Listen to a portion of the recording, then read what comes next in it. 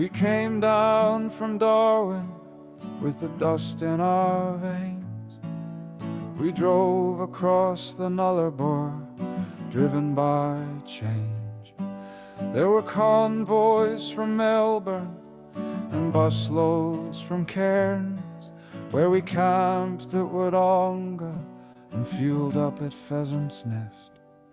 And there were tears of hope singing through our liberated eyes as we scrawled freedom forever across our government's lives, as we scrawled freedom forever across all our government's lives.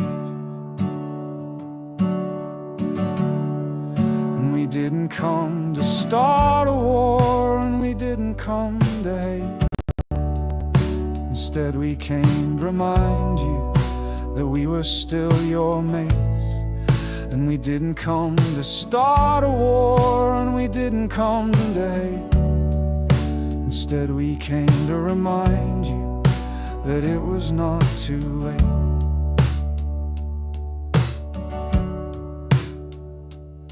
But our country had gone crazy, corrupted by fear. And before us the long path was already flooded with tears. Yet in epic we were dancing, for we knew what we'd done. Together we'd made the birth of all our freedoms. And this new cry for liberty were the smiles in our hugs, as the cops haunted our periphery like tyranny's new thugs. But for one night in Canberra we knew we were aglow, and our luminance was shining like a beacon of hope. And we didn't come to start a war, and we didn't come to hate. Instead we came to remind you that we were still your mates. And we didn't come to start a war, and we didn't come to hate. Instead we came to remind you that it was not too late.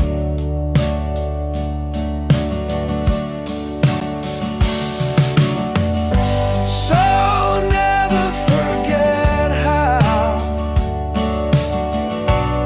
by just being authentic, we drew a deep line in their cold sand, from a showground called epic. So never forget how, by leading the way, we wrote a fresh song of freedom that you can still sing today.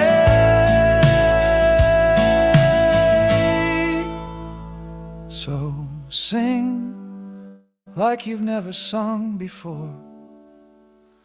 Sing now like your soul's found its wings. Sing out like an echo through our time, until our grandchildren are born humming our lines. Until our grandchildren are born in the freedom's warm and glorious light. Until our grandchildren are born in the freedom's warm and glorious light.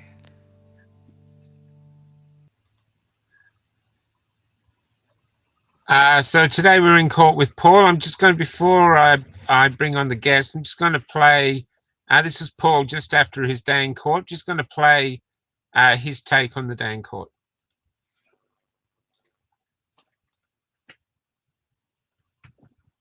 Can actually speak, you have to be careful. But so this is there's thousands of people watching you, Paul.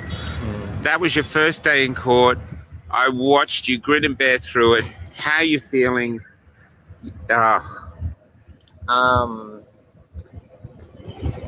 It's a very nervous experience, I guess, and certainly because I'm not a lawyer.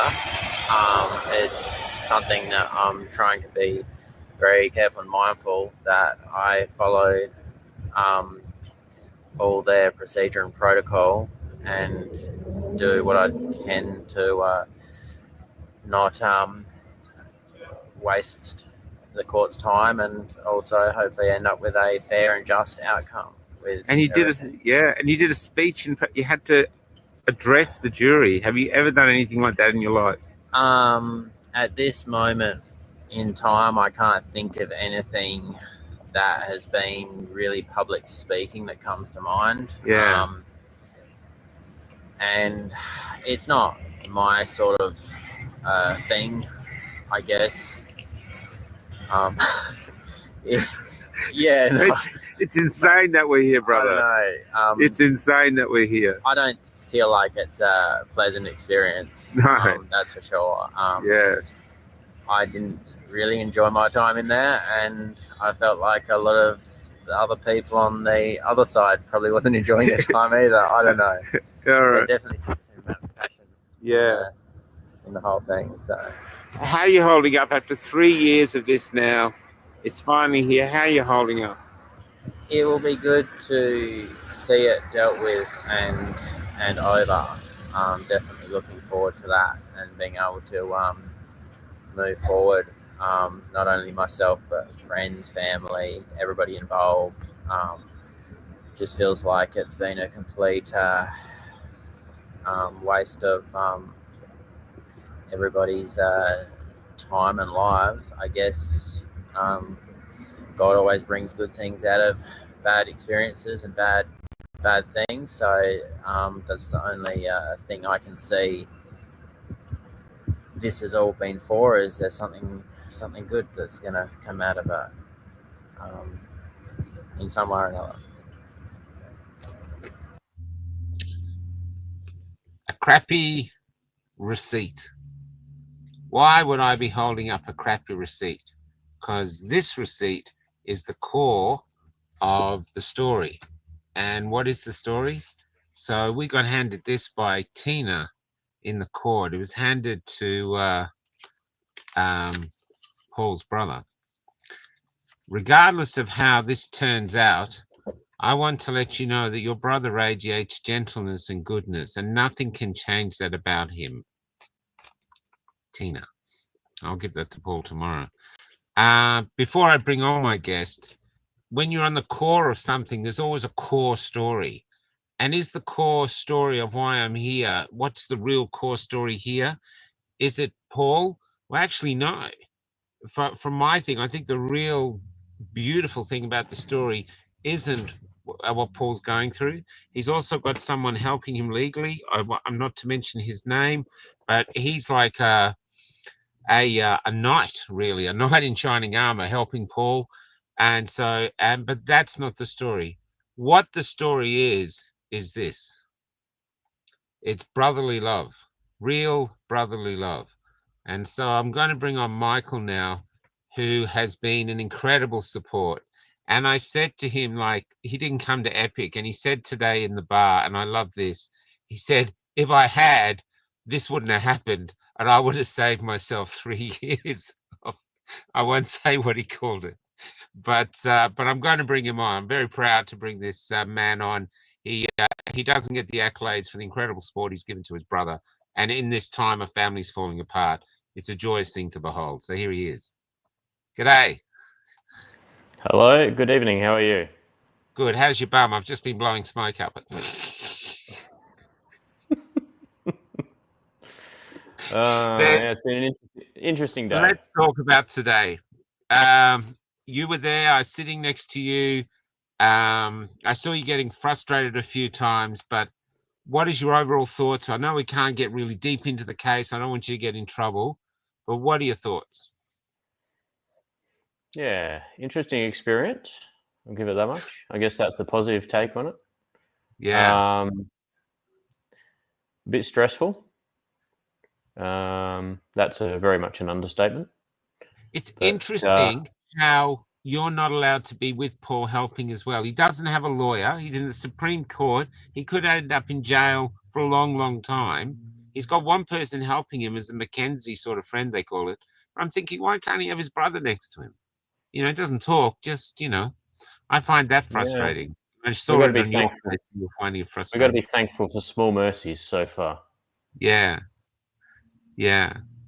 Yeah. Now bring So up, where do they find the where do they, is that it? Freedomtruck.com, freedomtruck.au. it's freedomtruck.au. Yeah, So there's no that's comment. that's You could our support the com. page that we've been fundraising over for some Yeah. time. It's got what looks on the surface to be a reasonably sizable figure raised, but that's pretty much all been spent over the years over 3 different legal teams. So you've just got an ongoing one.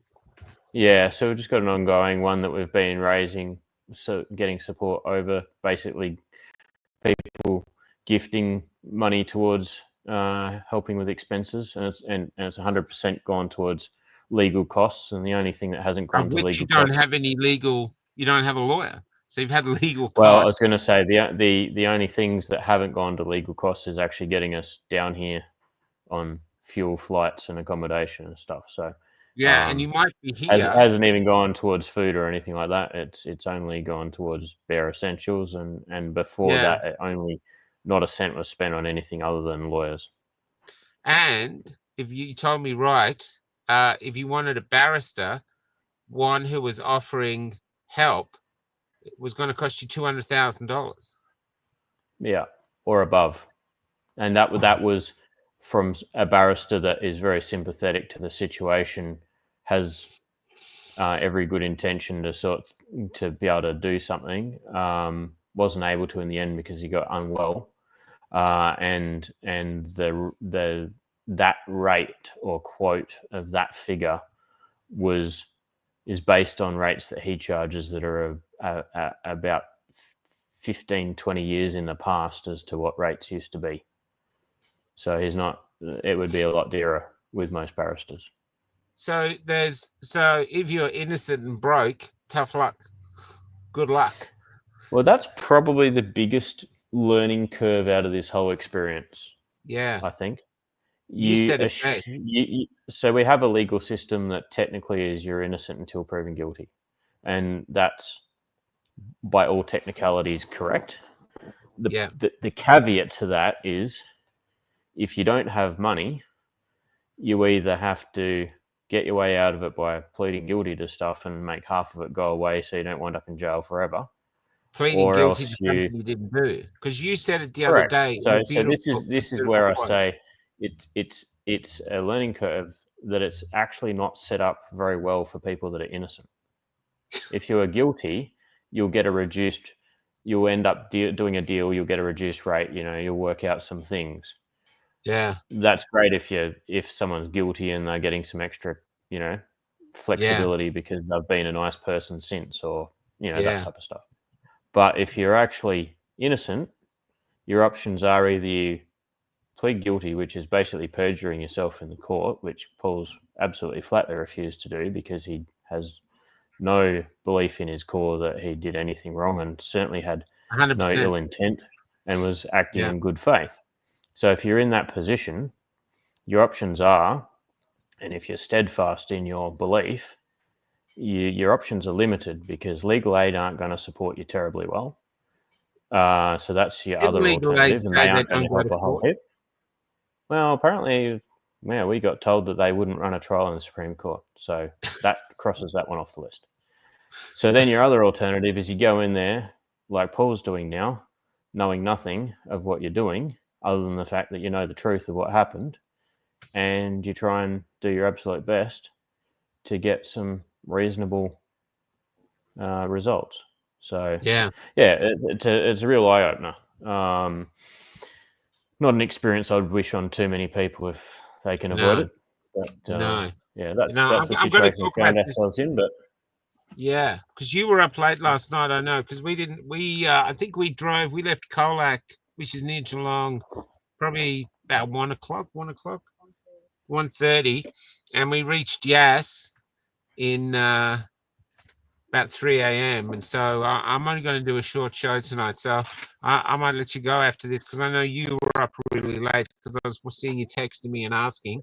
So you I was need to get some messaging you sleep tomorrow. after midnight, and then I woke up this morning early hours, relatively early, to get going again. And the first thing I do is I saw a message from you says crashed at Yass. We'll be there in about 3 hours. I'm thinking, my first thought was, oh crap, you crashed. Okay, hopefully it wasn't too bad. Then I stopped and realized what you were meaning. Yeah. No, we were gone, man. We were gone. But look, Paul, Yeah. I know you've got a lot of work to do with the person who's helping you legally and Paul, and get some rest for tomorrow. So I might let you go Yeah. for now. These boys do need a little bit of help. They could be here for a week. The judge is even saying it could go to 4 weeks.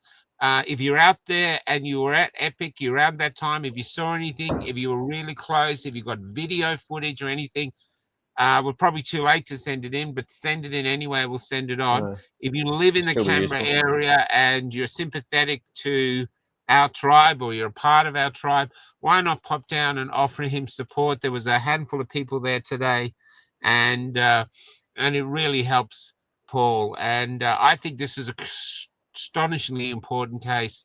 It defines us as a movement because Paul came to the Epic to help. Anyway, I'll take care of all this. You go and I get was going to some. say, it's Jim. not even about being sympathetic to the tribe or the movement. It's about being a genuine Australian that cares about Yeah, Australia. yeah, It goes beyond 100%. any group or movement or anything like that. It's Yeah, just straight out what's right. And at that time, there was a lot of issues going on that weren't being handled appropriately. And that's why there was that many thousands of people there frustrated with what was going on.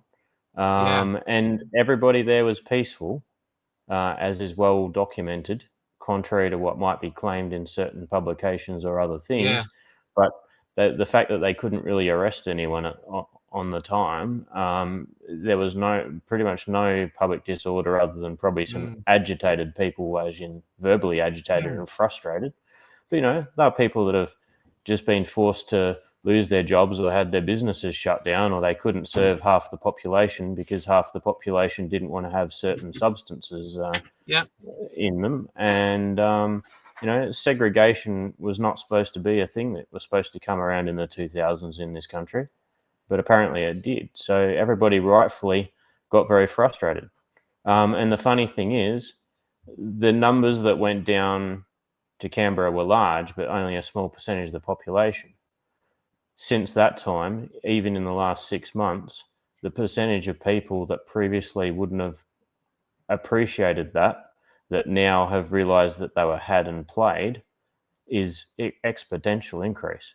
Like, you're absolutely, talking huge 100%. numbers of people that at the time were sympathetic for the lockdowns and everything else and staying at home and masks and everything like that. Over half of those people that I know are now totally disgusted about what went down because they finally realized that they were screwed over. Yeah, So, yeah, and there's nothing, I mean, we've got constitutional and state and federal protections on being able to voice our opinion on political matters. Nobody in this case was actually being outrageous or unreasonable. It no, was just a firm statement of their opinion. yeah. Yeah. So, We even yeah. The silly thing is that whole weekend was far less. There was far more people than recent rallies in certain capital cities that have occurred, with far less agitation and stupidity, yeah. and yet, there was a big target on this one, Well, look, we which is walked down from unfortunate. Epic. A lot of people walked down. That's a 9-kilometer walk. Children were walking down it and everything. No cars were looted. No shops were looted. No windows broken. No graffiti. There's the only violence was against us. But basically, the story is most of us have moved on with our lives. I try to remind people that Epic means something more than a protest. It was a spiritual event, and Paul has been left behind. He's the last one. He's got left behind there, and he's fighting to stay out of jail. Because I might just I do have the charges here. So the charges are the main. I won't do it all. There's some minor charges, but the main charge are, and I did get permission from your guy to read this out. So the main charges are. So if you're at Epic, just let me know. I think that's the elements. I won't go into all of it, but I think the main stuff that's actually before the jury trial is just the two charges of driving police. Interestingly, yeah. So he's accused that's of all that's driving a actually being motor heard at the moment. vehicle. Yeah, at or near a police officer. The accused intended to drive the motor vehicle at or near the police officer, and they say he was either the word reckless is what they used a lot. Yeah, here it is. And that he was reckless, and that wasn't the case. This is just a simple case, and I've got a video from Cossack that I'll play in shortly after you go, where people can see this was just he was meant to be in a line of trucks, but there were so many of us, he got separated because people were sitting on the truck and this, and then Cossack got on, and Cossack, the great showman, I'm not putting him down for this, he could see, oh, this is great, I'm going to come riding into Epic on a black truck. I mean, I remember seeing him do it thinking, yep, he's stealing the show, and off he went a wrong way. And so this is just, I think, a series of miscommunications in a maelstrom of a lot of Australians who are really angry that they were losing their jobs and being ostracized and stuff like this. And the people said, the police were saying today we're aggressive, but this, I'm going to play something that people might, this is the song of the march. Have a listen.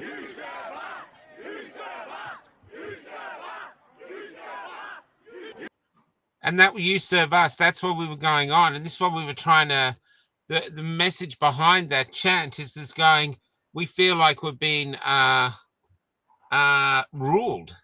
You're not serving us, you're just telling us what to do, and if we don't do it, you're penalizing us. This is why a lot of people came. But yeah, anyway, Mike, I'm gonna let you get back to work. So thanks for today. I'll see you in the morning, because I'm going to crash after this. I'm certainly not doing an hour tonight. And is there anything else you want to say, brother, before I kick you out? No, that's all right. Thanks to everyone for their ongoing support. Appreciate it greatly. Yeah, and get some sleep. And we'll see you guys in the morning. Good luck. Yeah. All right. See you then. Bye. So yeah, look, he's been a huge supporter. I think they're a bit nervous. They don't want to talk about the case. So I'm just tell you some things I want to say. So the barrister got up and he basically told the jury this is the case, and the case is basically that Paul was basically driving dangerously and was a danger to the police and the public, and they believe that can you call Michael and say that the GoFundMe's not working? Yeah. Just call him that. I'm too tired to fix that, girls. I'm just going to bring some of these things through.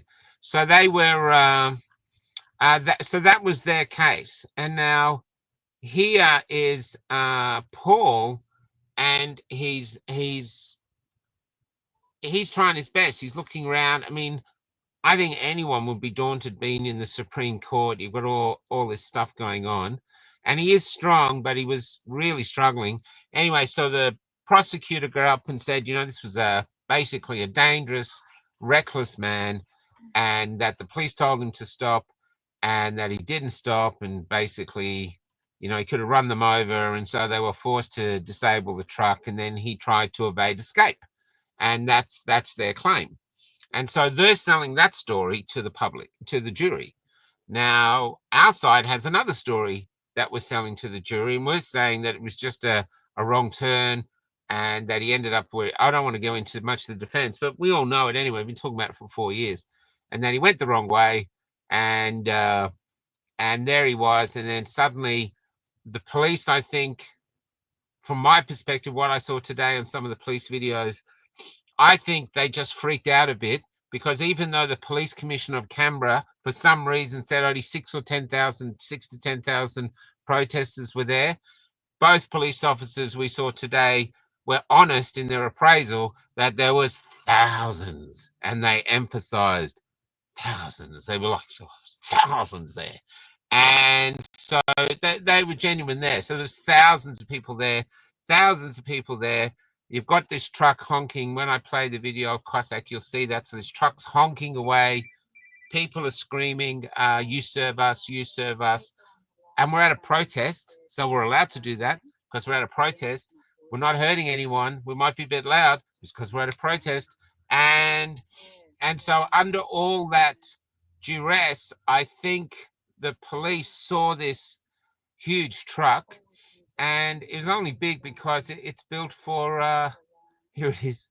It's built for the movie things, like to be in Mad Max movies and stuff. So I can understand why the police would freak out. There it is. It's a huge thing. It's an amazing. It's called Zeus, and so that's what I think. And so I won't say any more about what happened and get in, but I just want to tell you something that happened today, which we've been all on this at Odyssey now for 4 or 5 years.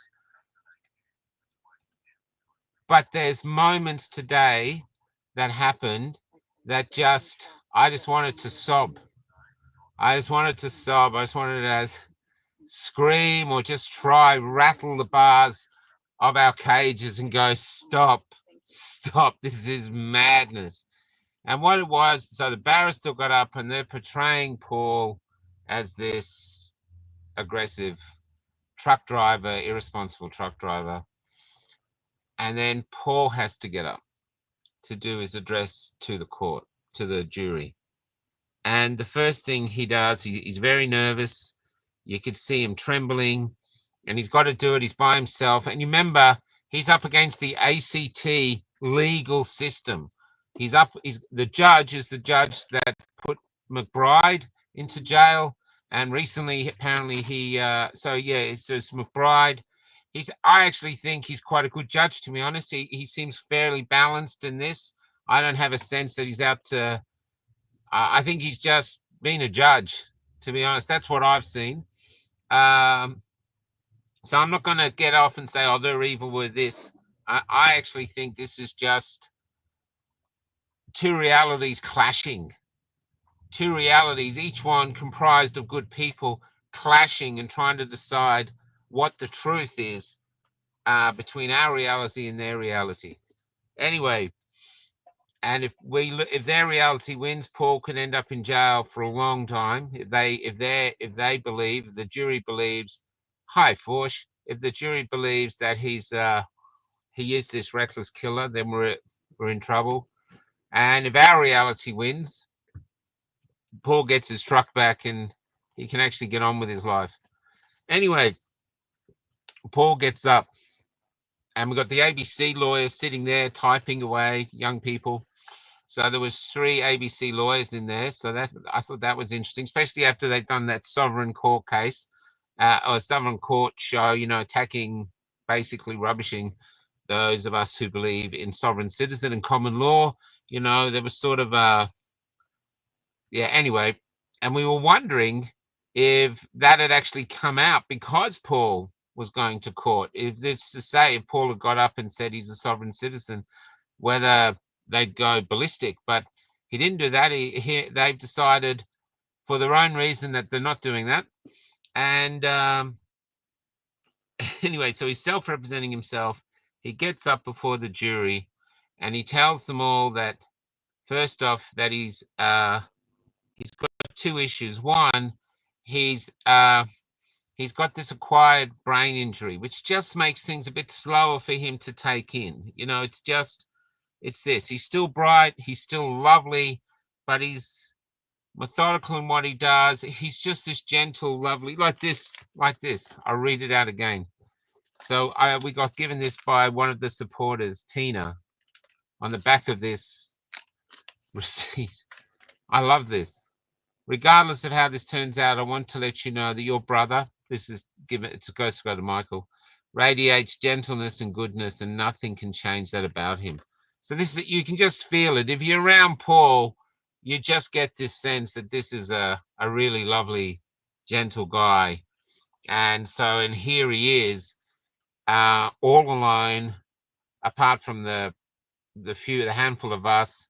His brother Michael is this gorgeous thing, and Paul owes Michael so many beers. I don't know, Michael drinks, and then he also has this lovely person helping him, who I was very much admired. This was someone really special. So there's the link for that. Anyway, so Paul gets up and he tells them that it's he's got this brain injury, and that's also a part of his dyslexia. So he has trouble reading, and you saw him there trying to read. So the barrister had got up with his wig, with his robes, and basically said that this man is just, deserves to go to jail. And then Paul gets up and he apologizes to them that he's going to struggle to do this. He reads out this thing and he stops, and he did things like he came up to a word. He goes, I can't read that word. And he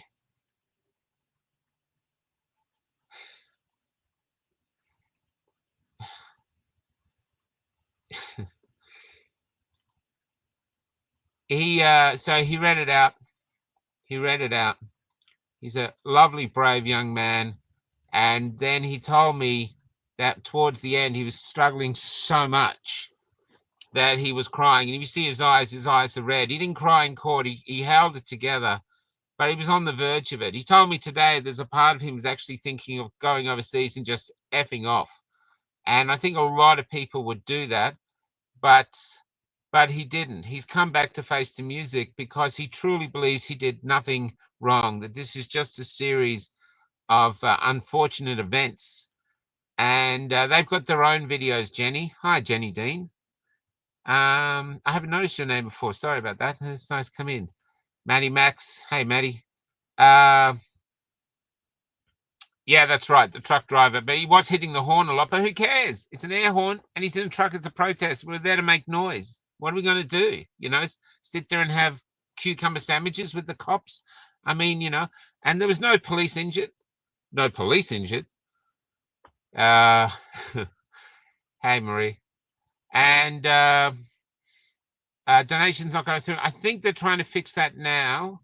I think someone put up. We'll see if. Let me see if I can get it up.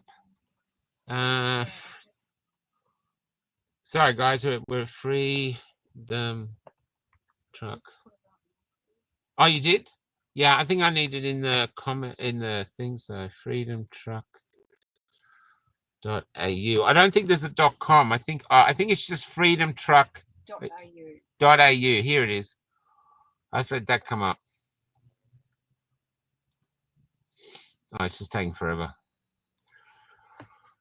Anyway, so there he was in this thing, trying to do an opening speech to the jury, having some advice from this person, having advice from all of us, which we shouldn't do, but we're just so desperate to help, because the last thing we want is for this young man to go to jail. Absolutely. It's yeah. And so there he is. Hey, Anthony. Hey, Jen. Butterfly heart 65. How you doing? And this is what George does. I used to do this early on. I never do it now, but tonight I'm doing it because I was too tired to find a guest. And Kelly doesn't like doing this. So I just said, "Do you want to come on?" She goes, "No." But she's been a rock. She's really, her and Paul are very close, and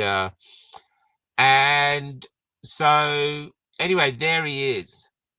It's like Daniel in the Lion's Den. I was very, very, very worried that it was going to be like a lamb to the slaughter, but he does have this person on his side who's only allowed to offer advice. and the judge is giving him patiently giving him a chance. You know, it's going very slow because of Paul. I think the prosecution, they wanted it all done in 2 days. They wanted it done, Paul in jail, move on with their lives. And that's what they want. So yeah, and we've yeah. And there was something today. I don't think they were lies from the other side. I think they were just misconceptions. They're going on with what evidence they have, but we saw other things. And so yeah. And so yeah. A COVID scam damn. Trouble is the judge wasn't there, Mike. There's no understanding. Well, that's right. But this is why we have to tell stories. And it's not the judge, it's the jury. I mean, we've got a jury for this. Basically, all Paul is guilty of is going the wrong way accidentally in a maelstrom of a one of the biggest protests Canberra ever seen. ABC, you said that. And basically in that he went the wrong way. And now we've got a jury trial. They had 60 juries to choose from, 60 jurors, and then we've got this jury trial for him for going the wrong way. And regardless whether he did or not, he's had 3 years of just basically drifting around Australia. Even the story of how, he got out of one hearing and his brother calls him and says, you've got to come see mum, she's dying. And so he gets on his motorbike, his 750, and he's riding across the country thinking he might end up in jail for 30 years. Oh, here it is. I'll put that comment up there. Try this one here. And thinking he could be in jail. I wonder, can you put that in private chat? How do I get in the banners? Anyway, I'm so tired. Just bear with me. What did I say? What was I up to? In the banners? Oh, sorry. What was I up to? I can't remember what I was up to. Anyway, so here's where we are. I'm just so tired. I can't remember what I said. But basically, oh yeah, it's 2 stories. So this is what we have to do.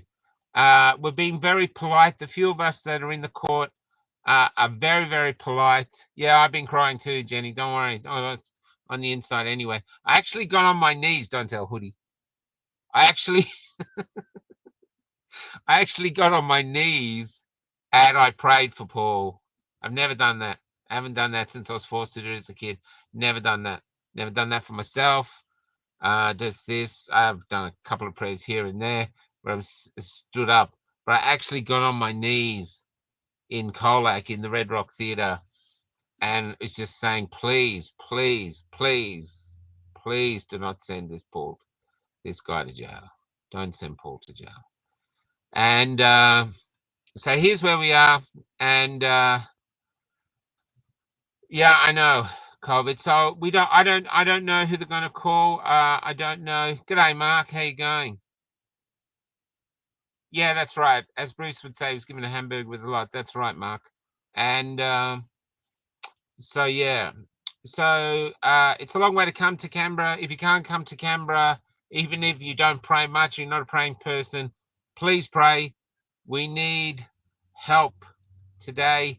He does have the help in this gentleman, but he's up against it's like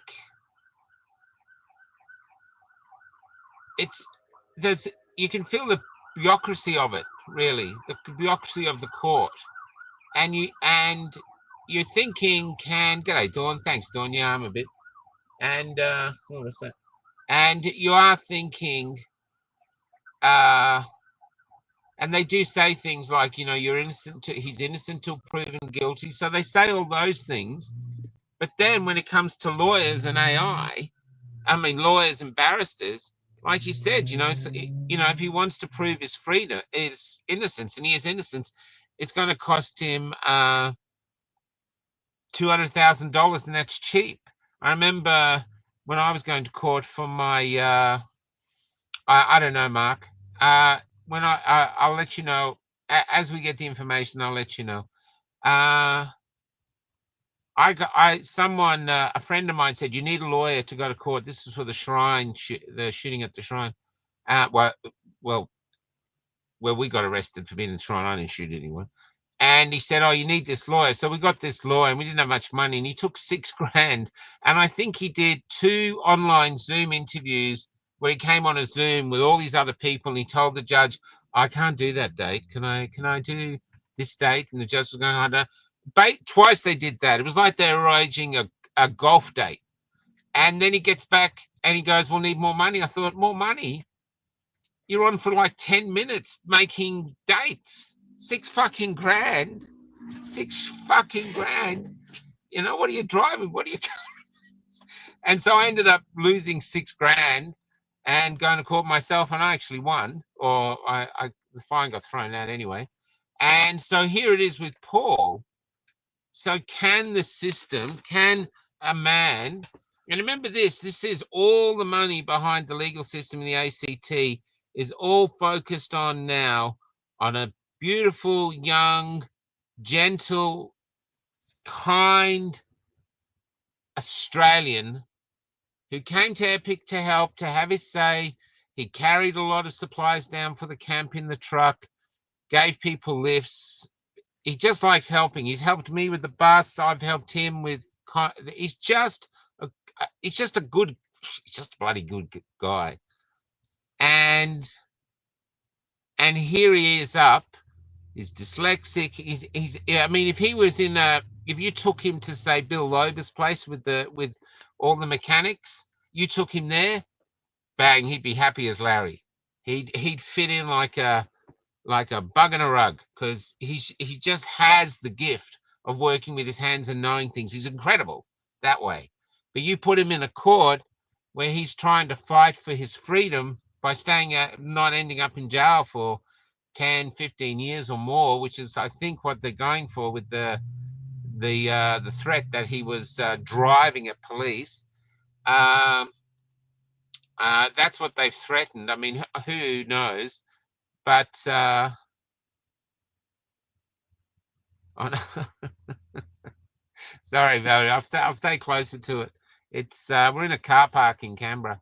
Anyway, and here he is up against this. He's not at. I don't want to call him like he's an idiot, but it's really, really, really difficult, and it is torturous to watch, because it's like watching our system, our justice system, torturing someone.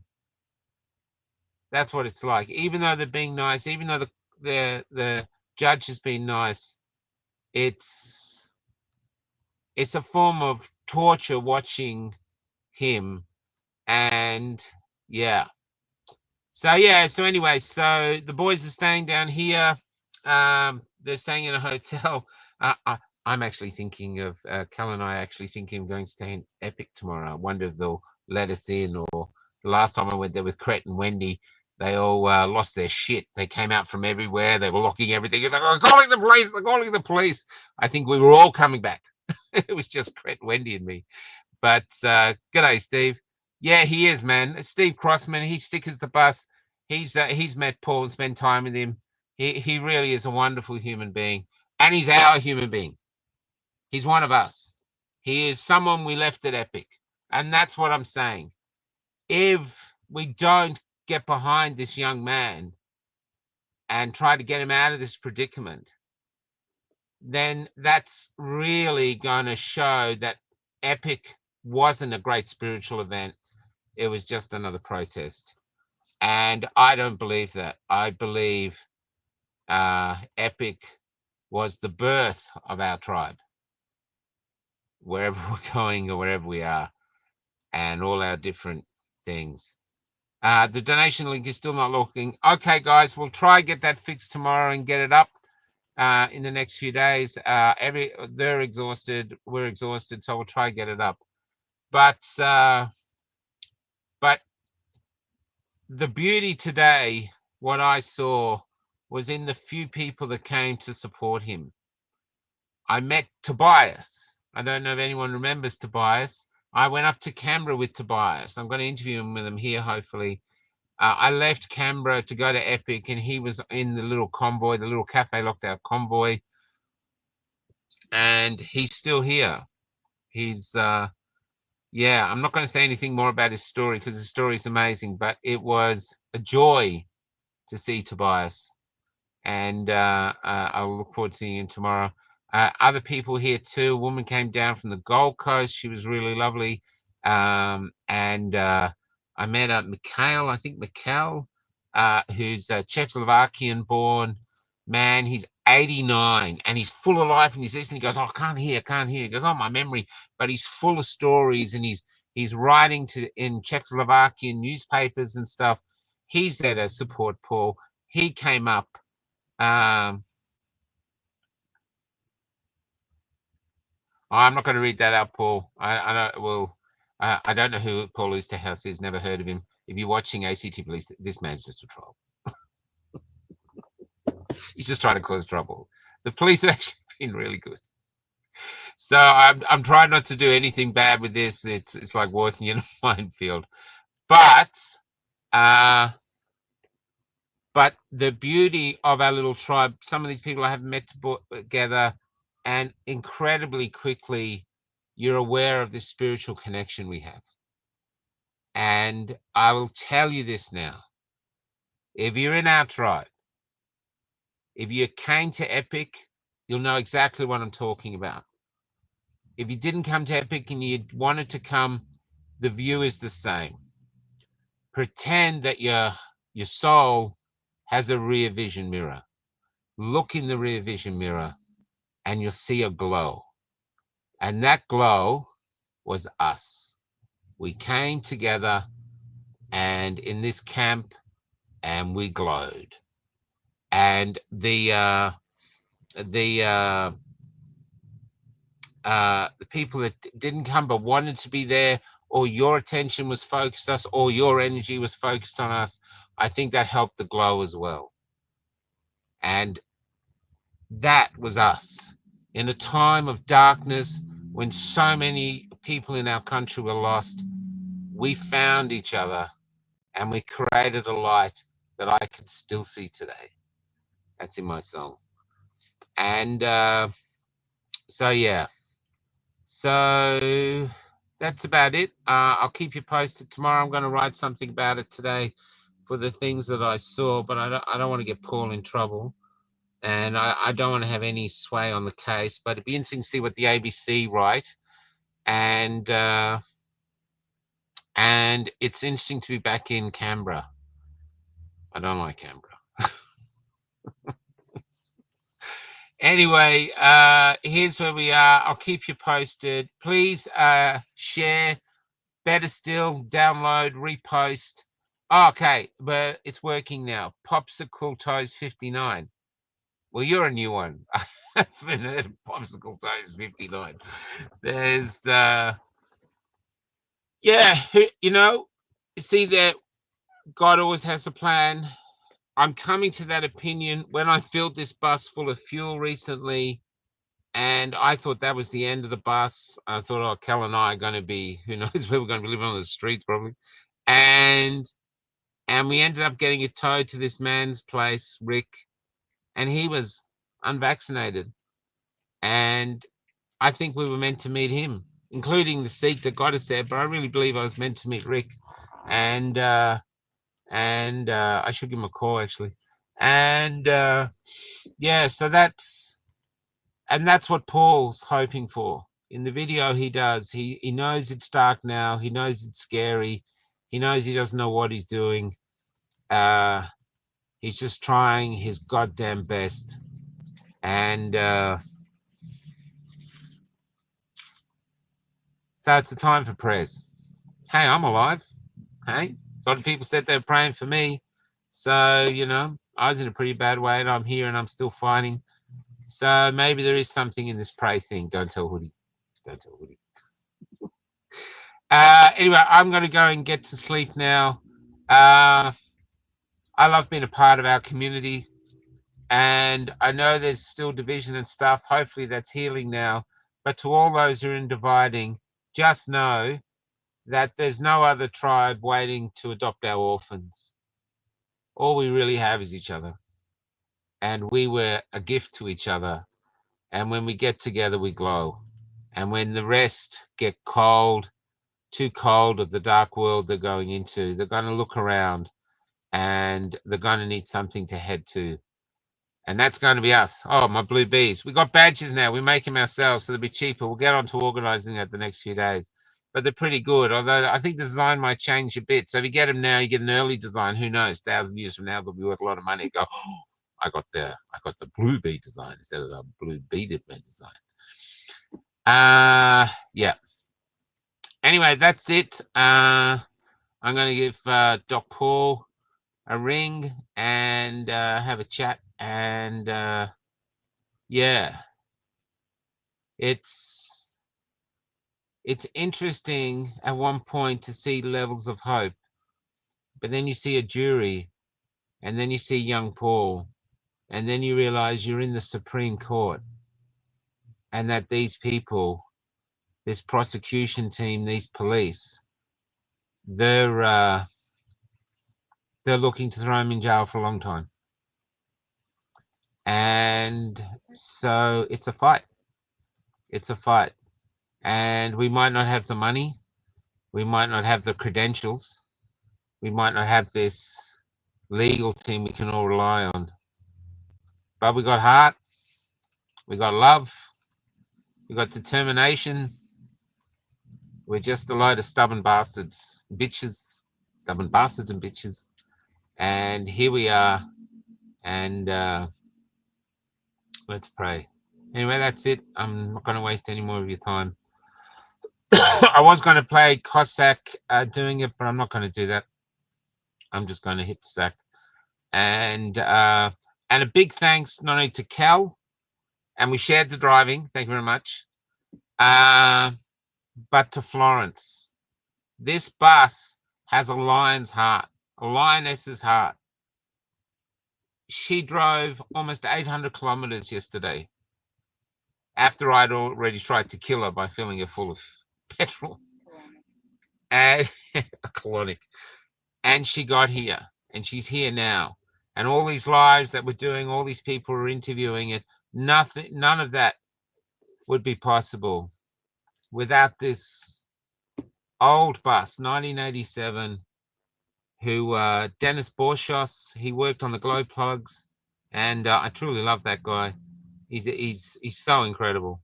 So got him and his family, got Bill Lober, Rick, and there's other things like Friends of Florence and all the boys up at Bill Lober's place, all working together.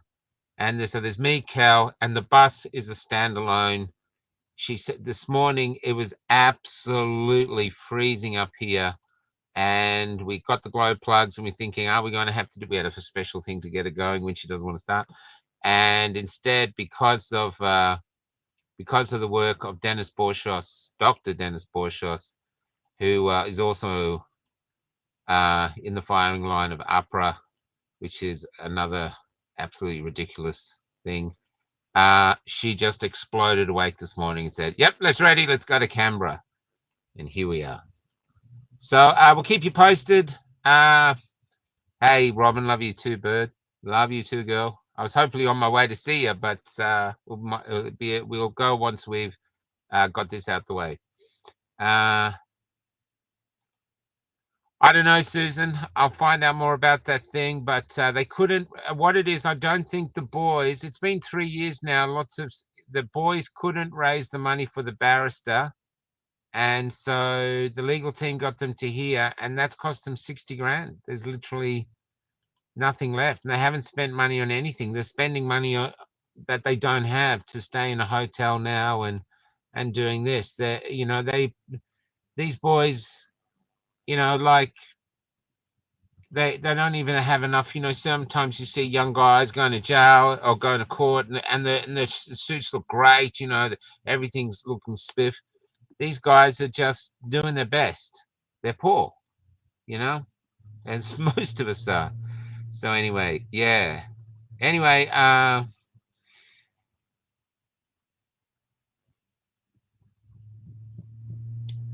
shit, it's an hour. I only meant to do a few minutes.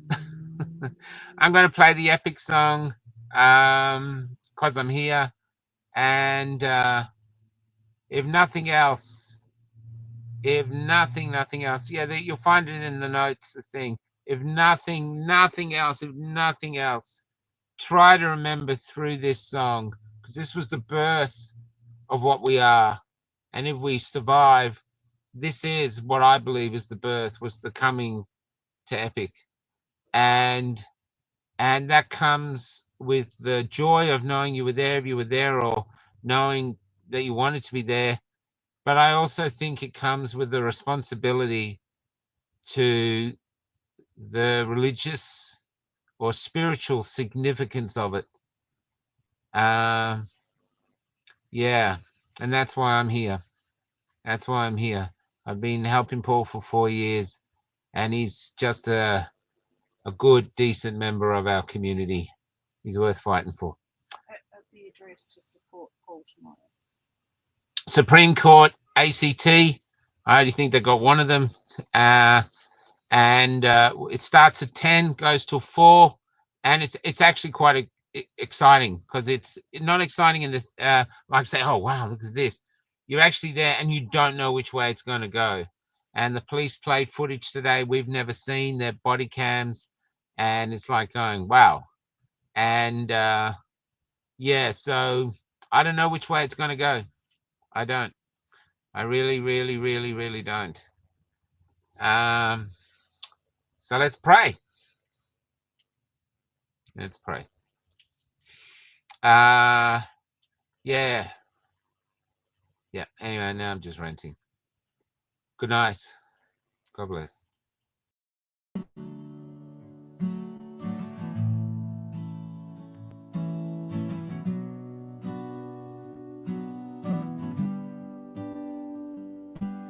We came down from Darwin with the dust in our veins. We drove across the Nullarbor, driven by change. There were convoys from Melbourne and busloads from Cairns, where we camped at Wodonga.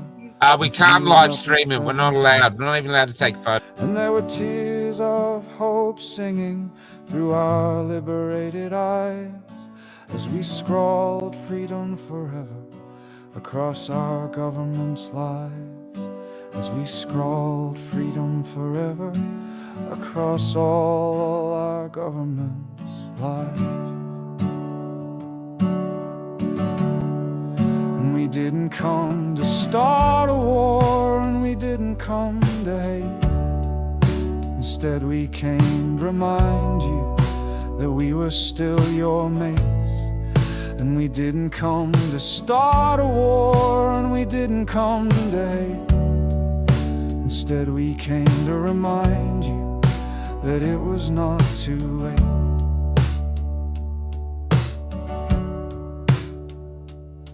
But our country had gone crazy, corrupted by fear. And before us the long path was already flooded with tears. Yet in epic we were dancing, for we knew what we'd done. Together we'd made the birth of all our freedoms. And this new cry for liberty were the smiles in our hugs, as the cops haunted our periphery like tyranny's new thugs. But for one night in Canberra we knew we were aglow, and our luminance was shining like a beacon of hope. And we didn't come to start a war, and we didn't come to hate. Instead we came to remind you that we were still your mates. And we didn't come to start a war, and we didn't come to hate. Instead we came to remind you that it was not too late.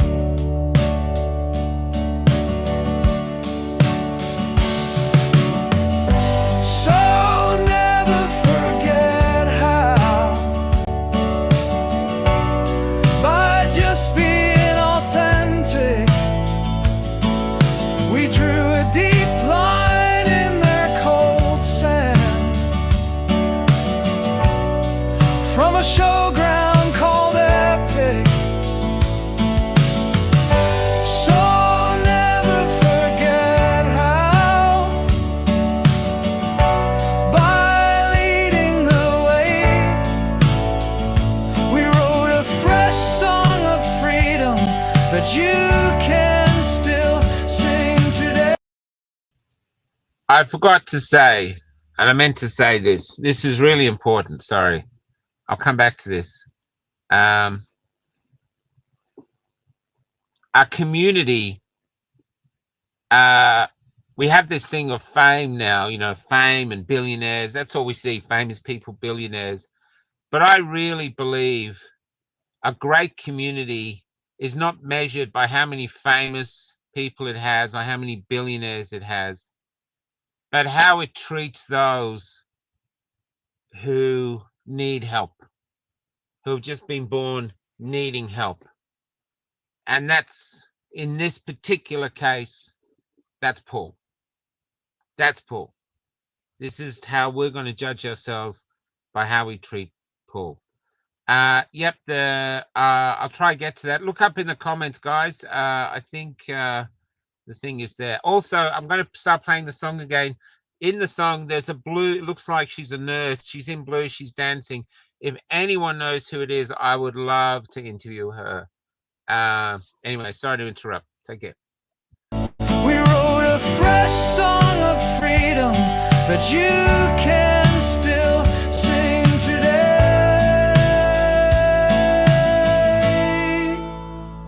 So sing like you've never sung before. Sing now like your soul's found its wings. Sing out like an echo through our time, until our grandchildren are born humming our lines. Until our grandchildren are born in the freedom's warm and glorious light. Until our grandchildren are born in the freedom's warm and glorious light.